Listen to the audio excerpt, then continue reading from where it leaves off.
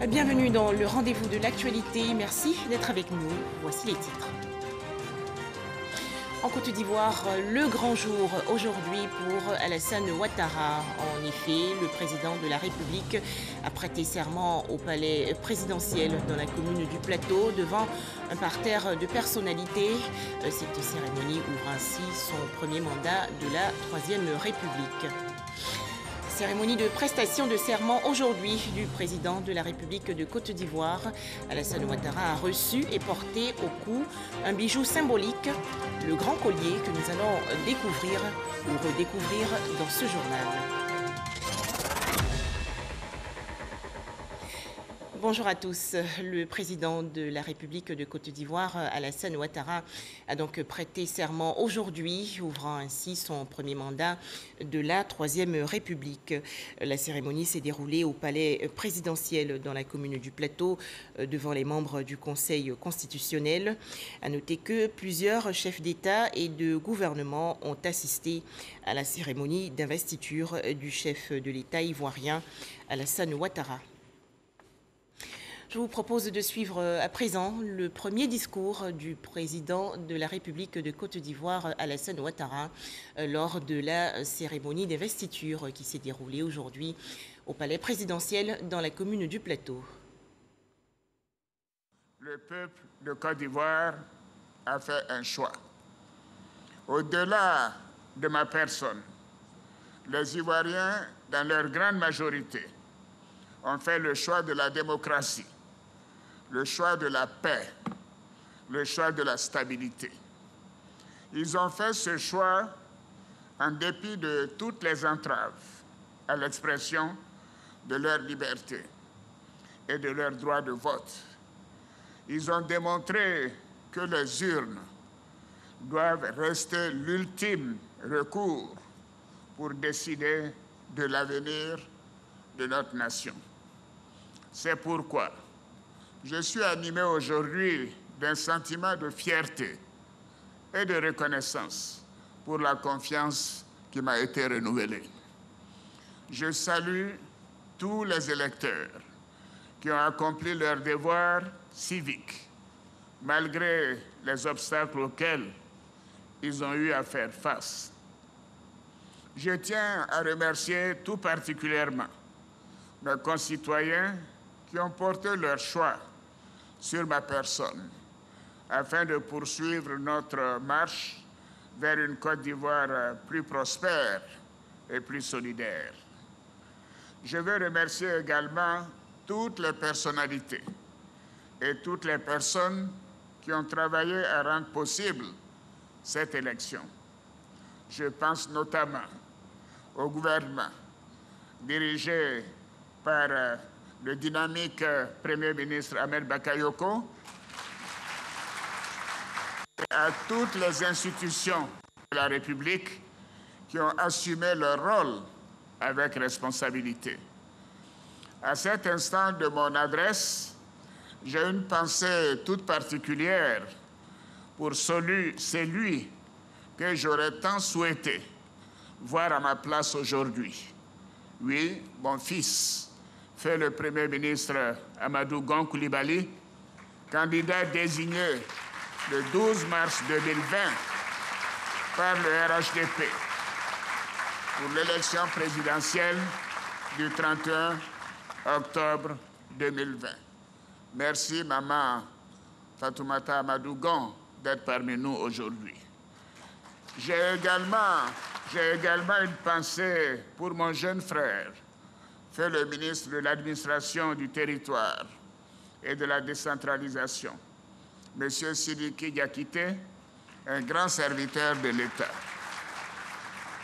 Tous les deux ont œuvré jusqu'à leur dernier souffle au succès de cette élection. Excellences, honorables invités, Mesdames et Messieurs, mes chers compatriotes, les défis qui nous attendent sont nombreux. Ils sont humanitaires et économiques en raison de la crise sanitaire liée à la COVID-19. Ils sont sécuritaires en lien avec la lutte contre le terrorisme. Ils sont aussi institutionnels avec l'organisation des prochaines élections locales. J'ai foi en notre capacité de relever tous ces défis. Nous devons travailler sans relâche, dans le respect de la Constitution, des lois de la République, ainsi que dans le respect de nos institutions, dans l'intérêt de nos compatriotes qui aspirent à vivre en paix. Comme le disait le père de la nation, le président Félix Houphouët-Boigny, et je cite, « Dans cette Côte d'Ivoire où est si vive la conscience de la responsabilité de génération en génération, la fierté veut que chacun de nous laisse à la génération future davantage qu'il n'a reçu. Pour ma part, je renouvelle mon ambition de construire avec tous mes compatriotes, sans exclusion, une Côte d'Ivoire plus solidaire pour un avenir meilleur pour tous les Ivoiriens. Vive la République, vive la Côte d'Ivoire. Plusieurs chefs d'État et de gouvernement ont assisté à la cérémonie d'investiture du chef de l'État ivoirien Alassane Ouattara. Une première vague est arrivée hier dans la matinée et ce matin, d'autres chefs d'État ont regagné Abidjan, la capitale économique.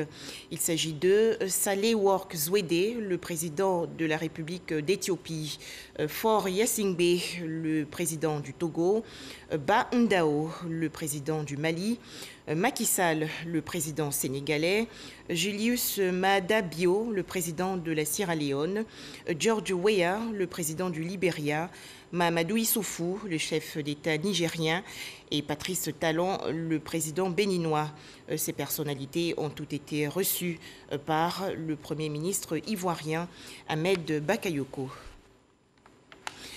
Lundi 14 décembre 2020, c'est aujourd'hui la cérémonie de prestation de serment du président de la République de Côte d'Ivoire.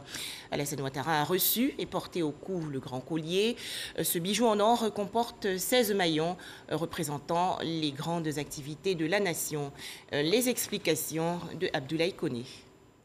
Pour s'être soumis au jeu électoral afin d'obtenir le suffrage de ses concitoyens, le chef de l'État devient par conséquent le grand maître de l'ordre national, celui à qui revient le droit de porter le grand collier. De la même manière que le président baisse la tête lorsqu'il demande le suffrage de chaque électeur, de la même manière que c'est nous qui décidons qui va être président, chacun dans son coin, de cette même manière, le jour de l'investiture, le président, en toute humilité, va se retrouver devant le président de la Cour constitutionnelle et il va se trouver également devant Madame la Grande Chancelière qui vont avoir à poser des actes qui vont lui donner la suprématie, disons, les pleins pouvoirs pour exercer son action. Mais quelles sont les caractéristiques du grand collier du président? Ce collier repose sur toute une symbolique. Tout au bas du collier, nous avons une plaque qui représente les armoiries de la République. Au-dessus de cette plaque, nous avons 2 médaillons qui représentent les sceaux de la République. Nous avons ensuite une chaîne de 8 médaillons, donc ça fait au total 16. Ces 16 médaillons sont imprimés par les travaux, la multitude des travaux qui représentent la vie nationale. Maintenant, au verso du médaillon vont être inscrits les noms des différents présidents qui ont gouverné la Côte d'Ivoire indépendante. En commençant par la gauche, c'est-à-dire dans le sens des aiguilles d'une montre, nous avons donc une remontée. Sur le premier médaillon, vous avez le nom du président Félix Houphouët-Boigny et la date de son règne, suivi d'Henri Konan Bédié, et ainsi de suite. Tant et si bien que sur les 16 médaillons, vous avez une porte ouverte sur la chaîne des présidents qui ont à charge de présider aux destinées de la nation. Vous l'aurez compris, le grand collier du président se veut le symbole de la continuité de l'État.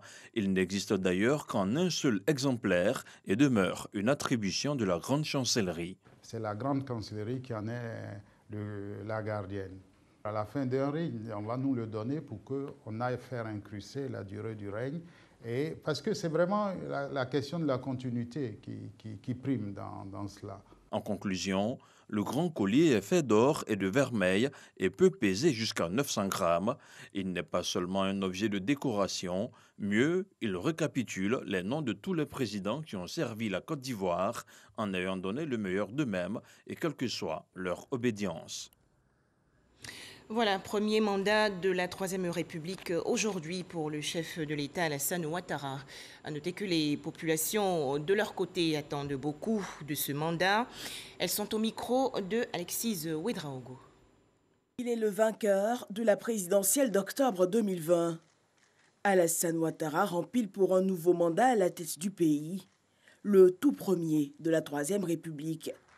Ce lundi, il prête serment devant quelques 300 invités, dont une dizaine de chefs d'État africains et de nombreux représentants internationaux. À l'heure du renouvellement de son engagement avec le peuple, les Ivoiriens, eux, affichent leur espérance en des lendemains meilleurs. Le président va prêter serment. Bon, j'attends que ce président rassemble tous les Ivoiriens et qu'il fasse beaucoup pour les jeunes. Moi, tout ce que je peux dire à le président, il n'a qu'à nous aider. On va travailler. C'est tout ce que moi je demande, qu'il fasse en sorte pour créer des emplois pour les Ivoiriens. Et puis encore, deuxième chose que moi je demande, à ce que le président fasse en sorte que nous les Ivoiriens on puisse se réconcilier.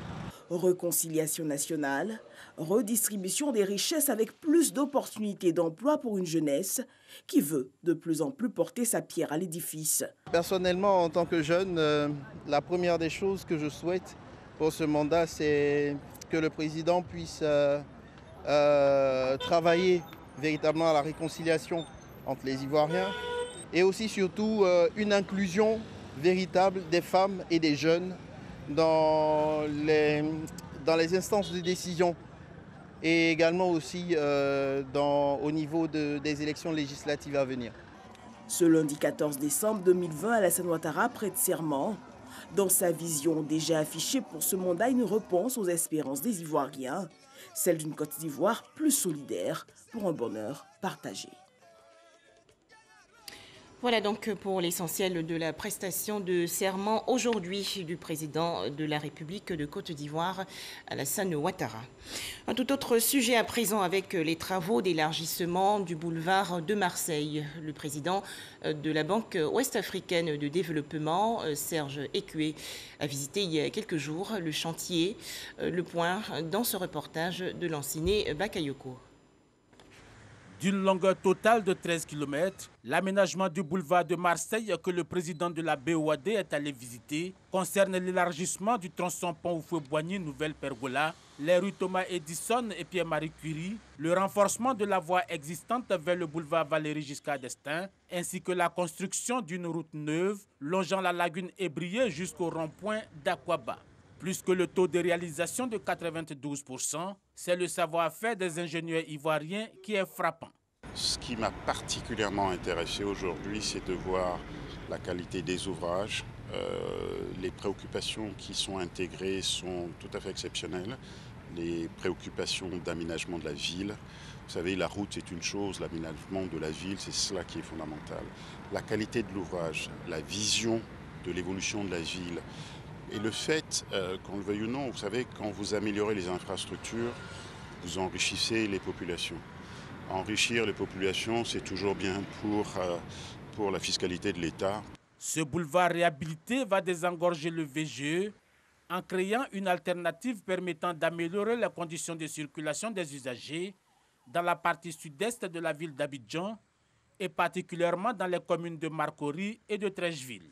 On y attend 60 000 véhicules jour contre 35 000 actuellement. La Côte d'Ivoire est un très gros contributeur à la richesse de la région. Les projets de la Côte d'Ivoire qui vont être déclinés dans le plan national de développement, nous les regarderons, nous les travaillerons avec les différentes autorités, qu'elles furent du secteur public ou du secteur privé.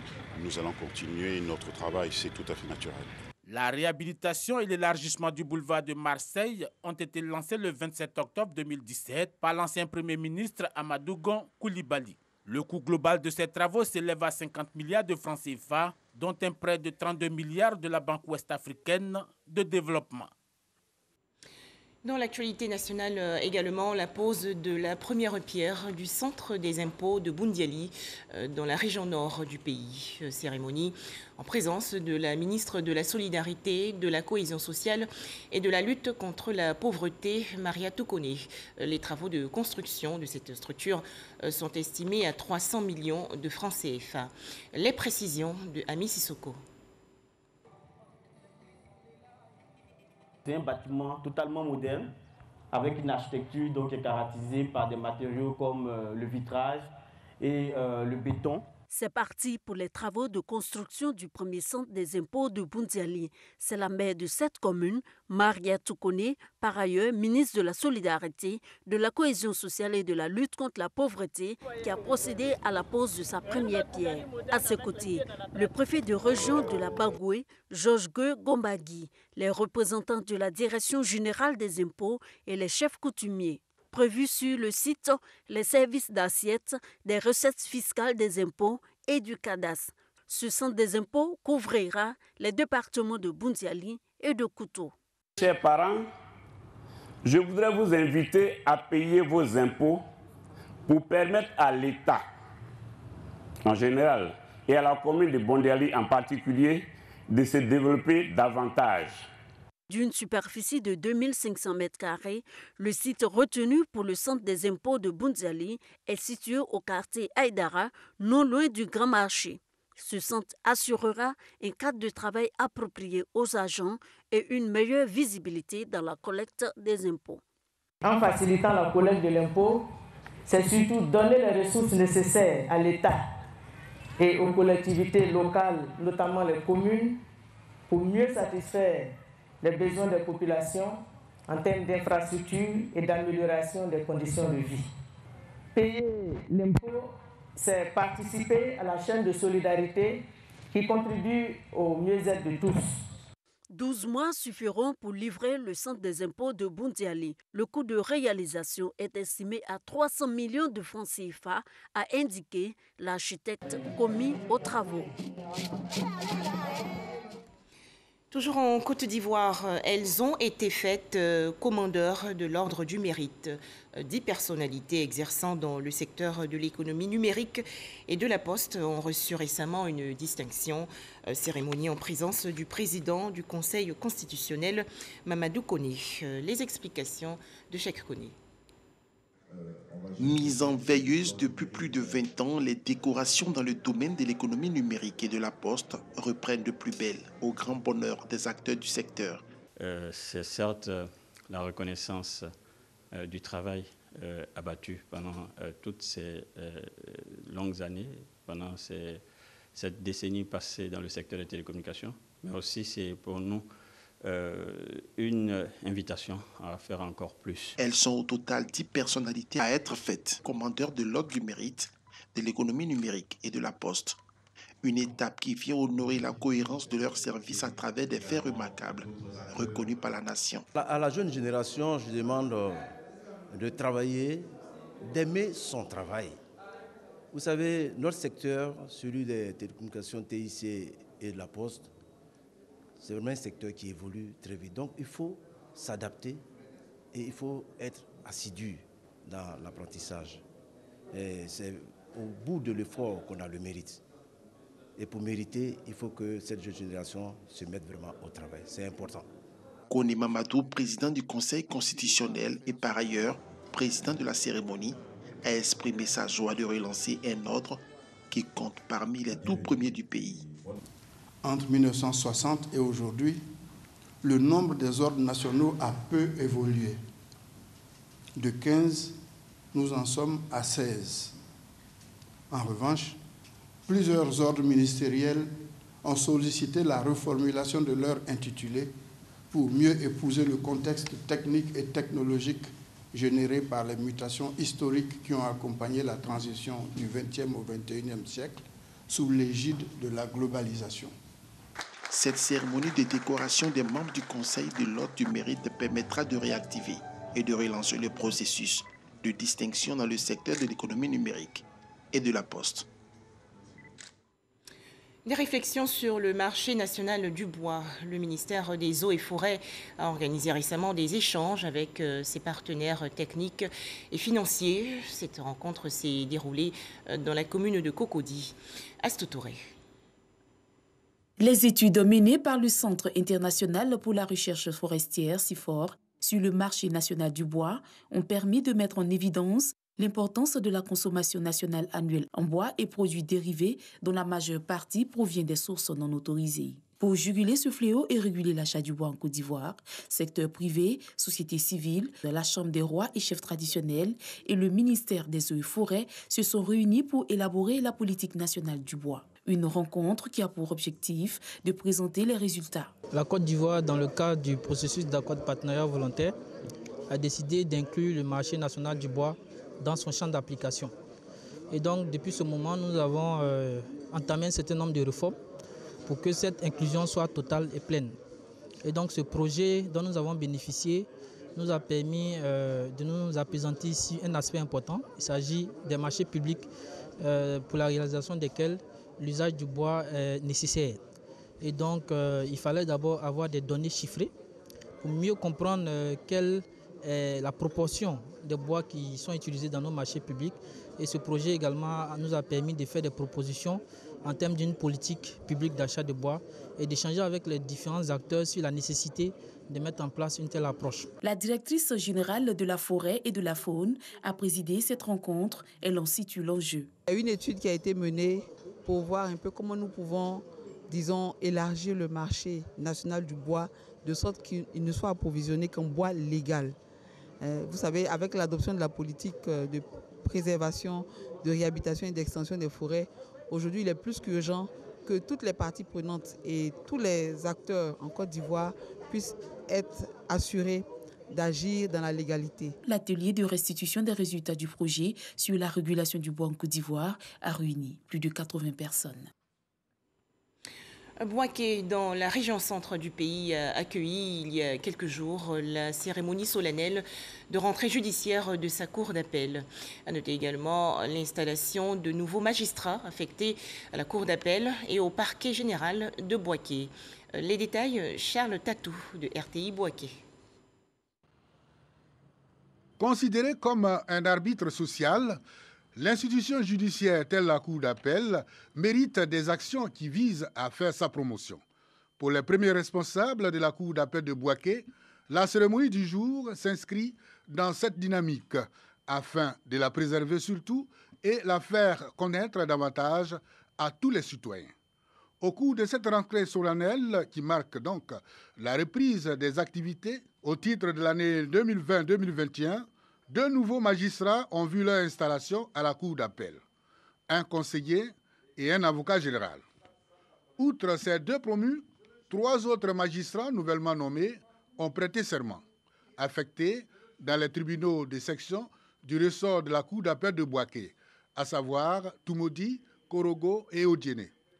Dans son intervention, le premier président de la Cour d'appel de Bouaké de revenir sur un phénomène inquiétant pour le devenir de la jeunesse féminine. Des crimes de viol et des délits d'attentat à la pudeur représentant 74% de l'ensemble des dossiers de l'année écoulée. Les crimes de viol sont les plus importants, suivis en cela par les attentats à la pudeur. Nous avons donné tout à l'heure un chiffre de 74%. Par rapport à l'ensemble des dossiers criminels, je trouve que c'est quand même excessif pour la petite ville de Bouaké. Dambélé Taïrou invite les populations à une franche collaboration avec la police et la justice. De même, il exhorte guides religieux, chefs de communauté et familles des victimes à dénoncer les auteurs de ces infractions afin de mettre fin à ce phénomène. Restons méfiants, restons vigilants. Le coronavirus est encore présent.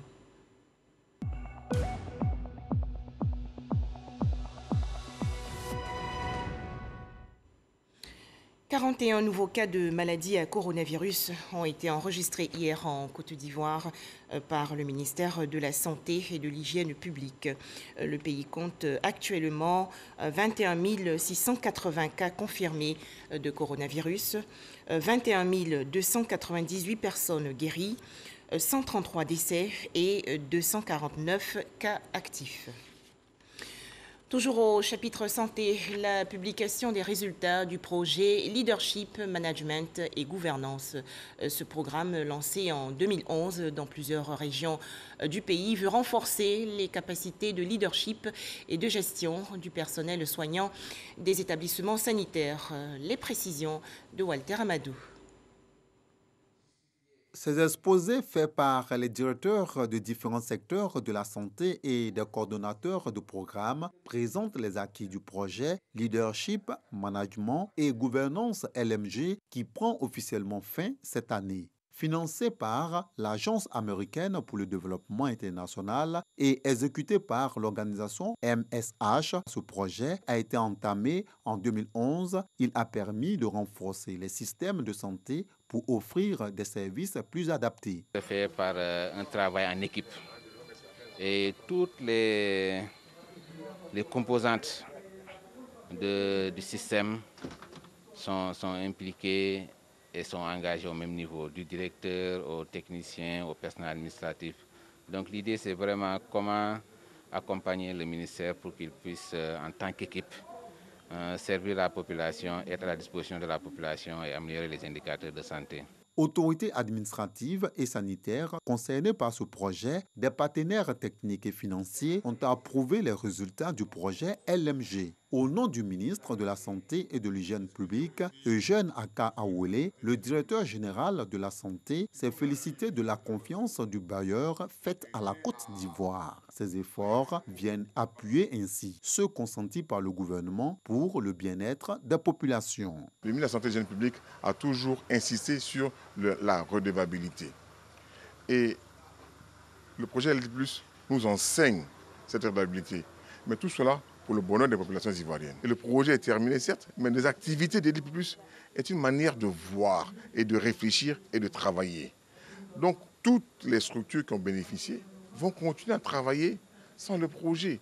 Car la mise en œuvre du projet ne demande pas des ressources supplémentaires. On retient également que le projet LMG s'appuie sur les 30 dernières années de la meilleure réflexion et des pratiques du développement organisationnel pour permettre aux leaders de la santé, aux gestionnaires et aux équipes de relever et de renforcer les défis les plus urgents.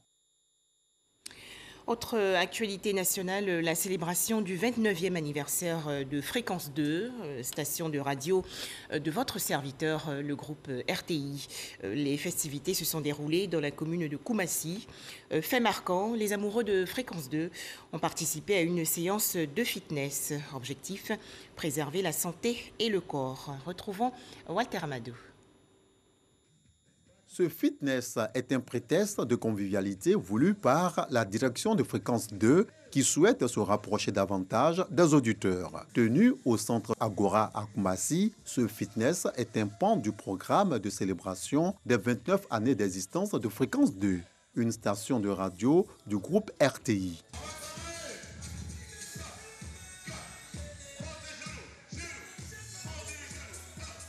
Anonymes et acteurs connus ont pris part à cette activité sportive. Ils affirment être positivement marqués par l'initiative.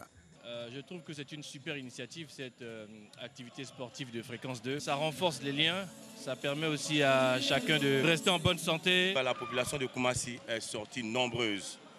Vraiment, ça a été une séance inoubliable. J'ai vu tout le monde à faire du sport parce que le sport aujourd'hui est très bon pour la santé. Émettant en modulation de fréquence sur les 92.0 MHz, Fréquence 2 fait partie du top 5 des radios les plus écoutées à Abidjan. En parfaite complicité avec son équipe, la directrice de Fréquence 2 compte se donner les moyens afin de maintenir le cap, voire aller au-delà des objectifs fixés. Deuxième édition de la journée sportive que Fréquence 2 initie à l'occasion de son anniversaire. Un anniversaire qui en principe est célébré au mois de novembre. La journée de vendredi, si elle a été consacrée donc à la réalisation des émissions en direct à Koumassi, le samedi a été consacré à la journée sportive. Alors pour 2021, Fréquence 2 continue sa bataille. C'est vrai qu'aujourd'hui, on nous classe comme deuxième radio commerciale, mais nous visons la première place. Nous poursuivons sereinement, tout en abordant des questions d'intérêt pour les jeunes. Créée le 11 novembre 1991, Fréquence 2 est une chaîne thématique de loisirs, de distraction et de détente. Cette radio est écoutée majoritairement par la jeunesse. Rappelons que le président de la République de Côte d'Ivoire, Alassane Ouattara, a prêté serment aujourd'hui, ouvrant ainsi son premier mandat de la Troisième République.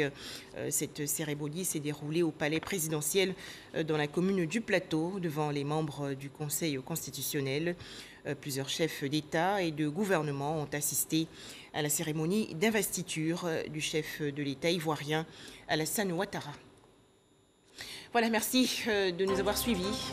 Excellent début de semaine à tous sur RTI 1.